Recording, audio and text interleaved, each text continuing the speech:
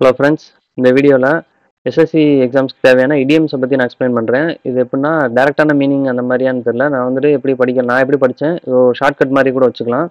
So let's get started. இதான் அந்த black புக்கில் நம்ம ஒகாப்ஸ் இடியம்ஸ் எல்லாமே படிக்கணும் இங்கிலீஷுக்கு எஸ்எஸ்சிக்கு. ஸோ இதான் வந்துட்டு அந்த டாப் 200 மோஸ்ட் ரிப்பீட்டட் இடியம்ஸ் அப்படின்றது இதாக இருக்குல்ல. இதான் அந்த black book of English vocabulary. இது பிடிஎஃபாவோ புக்ஸாக இருந்தாலும் பரவாயில்ல, உங்கள்கிட்ட எதுனாலும் யூஸ் பண்ணிக்கலாம். இதான் அந்த இடியம்ஸ். ஃபர்ஸ்ட் ஆல் இடியம்ஸ்னு கொடுத்துருப்பாங்க. நம்ம ஆல் இடியம்ஸ் தான் கம்ப்ளீட் பண்ணணும். எக்ஸாம் வரதுக்கு முன்னாடி ஒரு 2 times ஆகுது நம்ம அந்த ஆல் இடியம்ஸ் வந்துட்டு ரீட் பண்ணியிருக்கணும் ஃபுல்லாமே.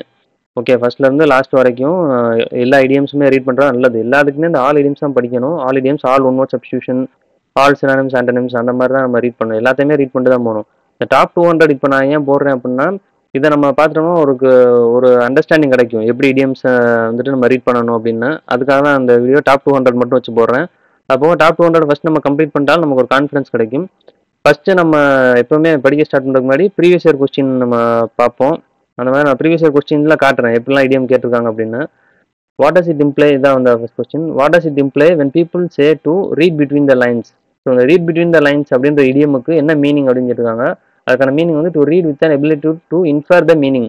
ரீட் பிட்வீன் த லைன்ஸ்னா ஒரு விஷயத்த வாசிச்சு அதோட மீனிங் புரிஞ்சுக்கணும் அப்படின்றது தான் அதோட மீனிங்.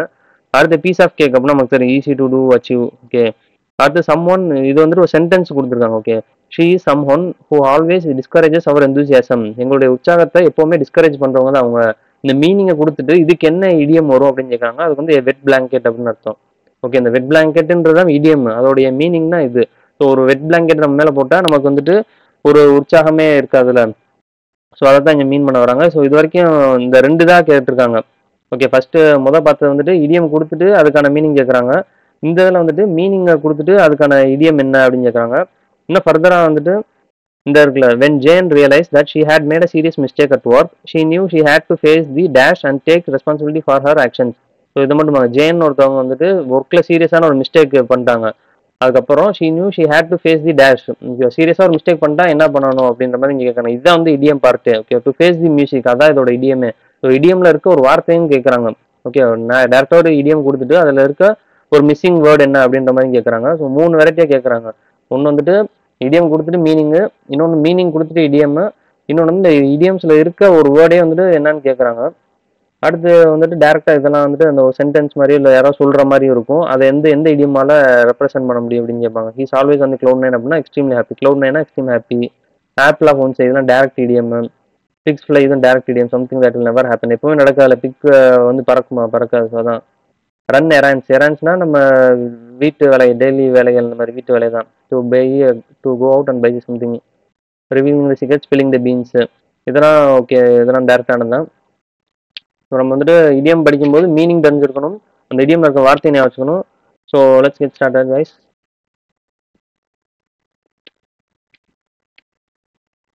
இதான் அந்த top 200 most repeated idioms. First one, to be under the weather அப்படின்னா to not feel well. Under the weather அப்படின்னா இன்னைக்கு வந்துட்டு இப்போ மழை பெய்யுதுன்னு வச்சுக்கோமே, வெதர், அந்த வெதர் கீழே நம்ம இருக்கும். மழை பெய்யறப்போ இருந்தோம்னா நமக்கு வந்து உடம்பு சரியில்லாத மாதிரி இருக்கும், அதான் feel sick, to not feel well. Okay, to smell a rat. ரேட்னாலே வந்துட்டு இப்போ இங்கிலீஷ் பண்ணலாம் பார்த்தா தெரியும் நமக்கு.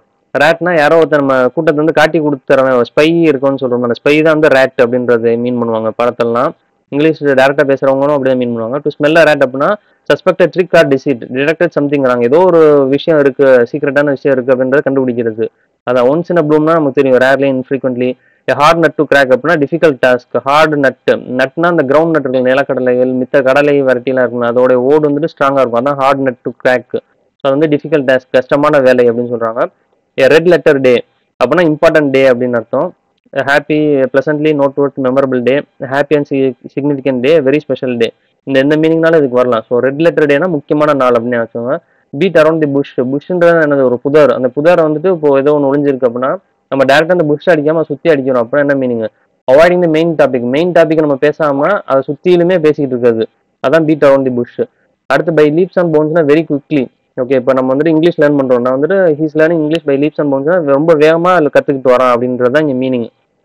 ஓகே, அடுத்து வந்து ஃபேஸ் தி மியூசிக், கெட் ரிப்ரிமாண்டட். இந்த தான் அந்த ப்ரீவியஸ் இயர் கொஸ்டின் நம்ம பார்த்தோம். ஃபேஸ் தி மியூசிக்னா நம்ம பண்ண ப்ராப்ளம், நம்ம பண்ண பிரச்சனைக்கு நமக்கு கிடைக்கிற தண்டனை, பனிஷ்மெண்ட்டை நம்ம ஏற்றுக்கிறது, அதான் கெட் ரிப்ரிமாண்டட், பி பனிஷ்டு.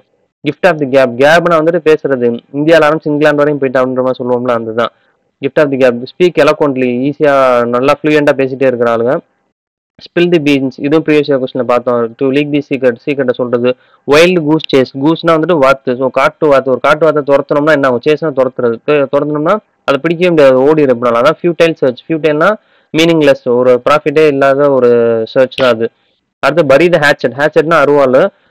ஒரு நம்ம 2 பேத்துக்குள்ள பிரச்சனை இருக்கு, அந்த அருவாளை நம்ம புதைச்சிட்டேன் அப்படின்னா 2 பேரும் சமரசமா போயிட்டோம்னு அர்த்தம். அதான் to make peace. Okay, forget past quarrels, முன்னாடி இருந்த பிரச்சனைகள்லாம் மறந்துட்டு சமரசமா போய்க்கிறது. அதான் பரி த ஹேட்செட், அருவாளை புதைச்சிட்டோம் அப்படின்னு அர்த்தம்.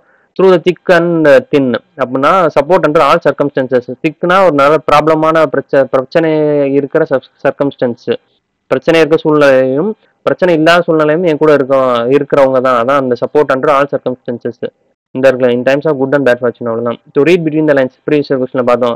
அண்டர்ஸ்டாண்ட் த ஹிடன் மீனிங், உள்ள இருக்க உள்குத்தை நம்ம தெரிஞ்சுக்கிறது, ரீட் பண்ணியோ இல்லை பார்த்து ஒரு விஷயத்துல இருக்கிற அதுக்கு உள் மீனிங் என்னன்றது அண்டர்ஸ்டாண்ட் பண்ணிக்கிறது.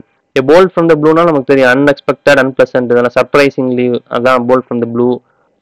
ஸ்னேக் இன் தி கிராஸ் அப்படின்னா ட்ரெச்சரஸ் பர்சன், ஒரு புல்ல வந்துட்டு பாம்பு இருந்தால் நமக்கு தெரியுமா? தெரியாது. அதான் எங்க இருக்கு என்னன்னு தெரியாம இருக்கிறது, சீக்ரெட்டான எனிமி. ஓகே, அட் 11th ஹவர்னா வெரி லாஸ்ட் மூமெண்ட். ஏன்னா அதான் வெரி லாஸ்ட் மூமெண்ட்ல, ஜஸ்ட் பிஃபோர் த டெட்லைன், கடைசி நிமிஷத்துல அப்படின்னு சொல்றோம்ல, அதான் 11th ஹவர்.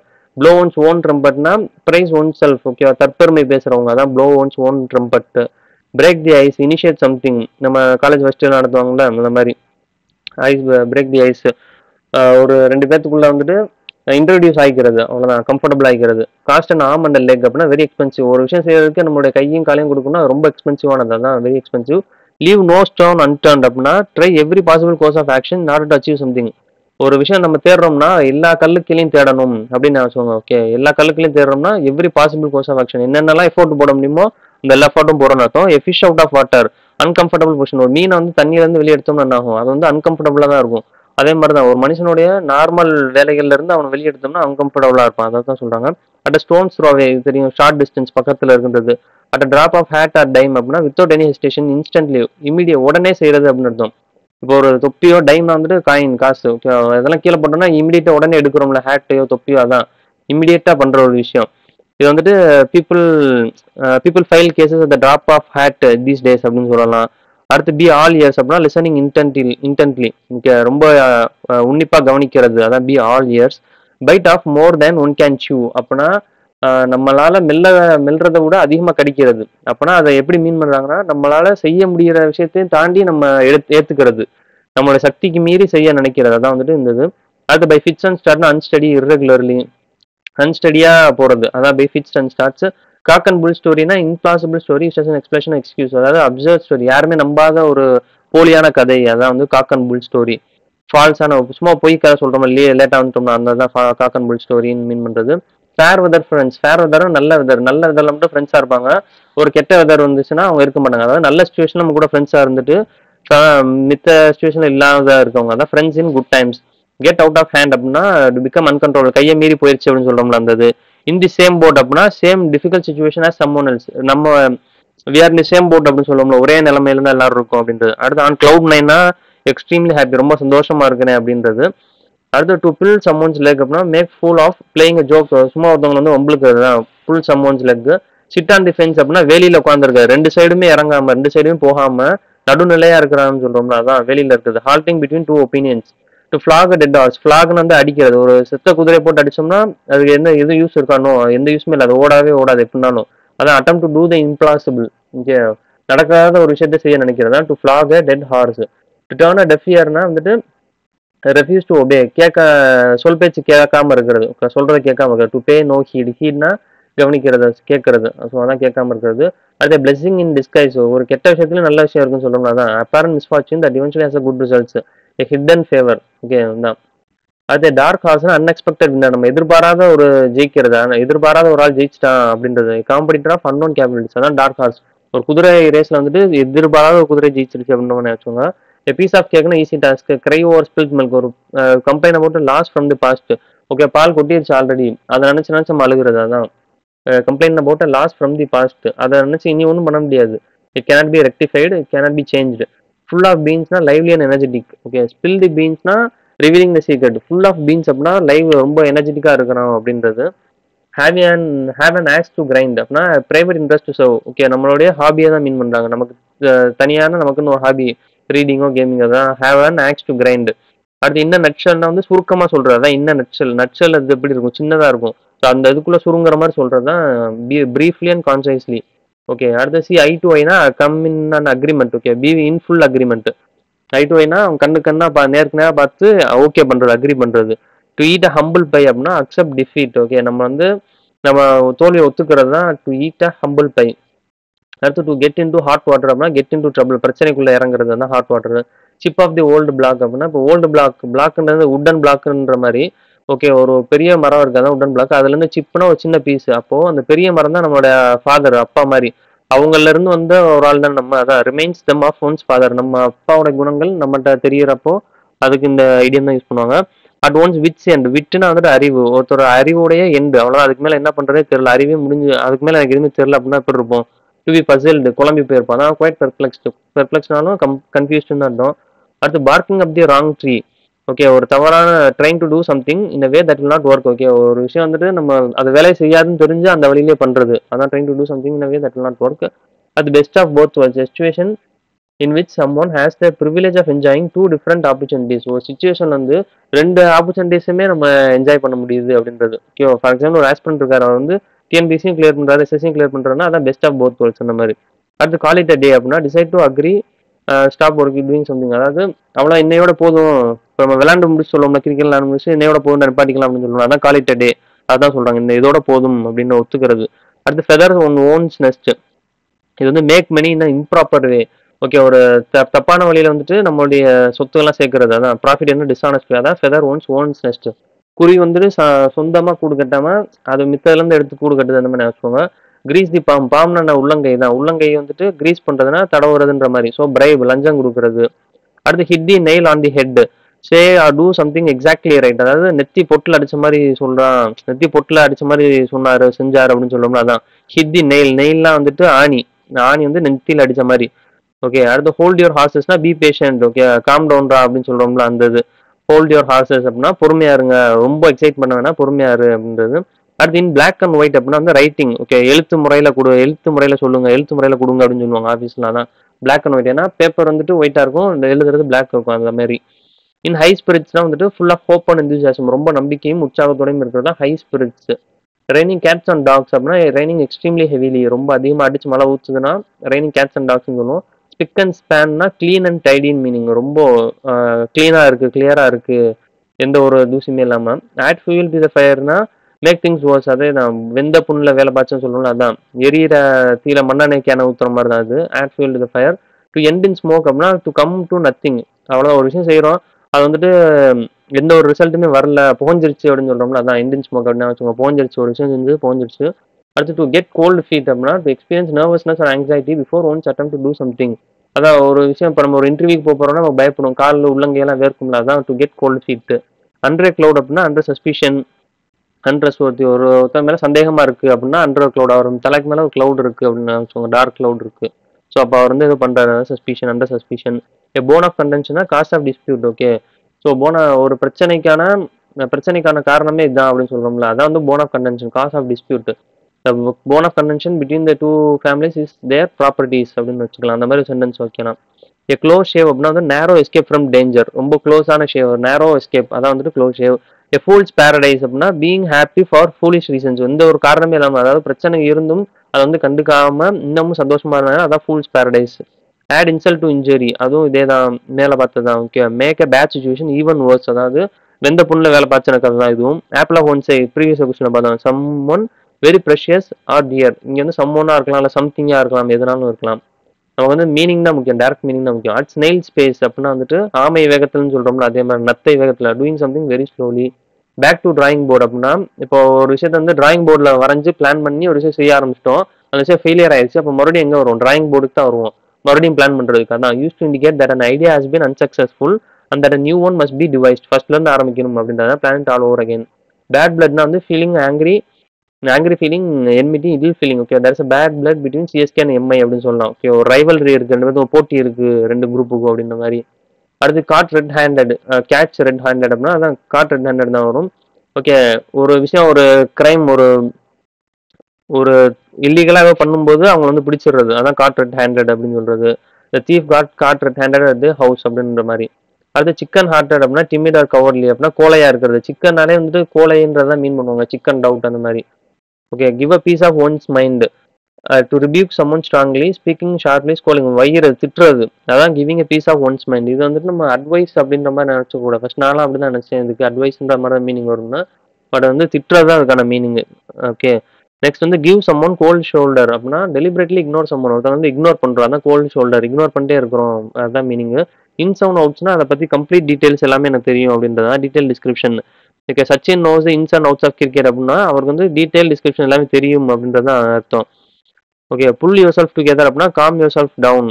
ஓகே, அதாவது ரீகெயின் கம்போசர், கம்போஸ் ஆயிக்கும் அப்படின்னு, ரொம்ப பதட்டமா இருக்காங்க ஒருத்தவங்க சுச்சுவேஷன் அப்படின்னா புல் யுவர் செல்ஃப் டுகெதர் அப்படின்னா உன்னை வந்துட்டு கம்போஸ் பண்ணிக்கோ அப்படின்னு அர்த்தம்.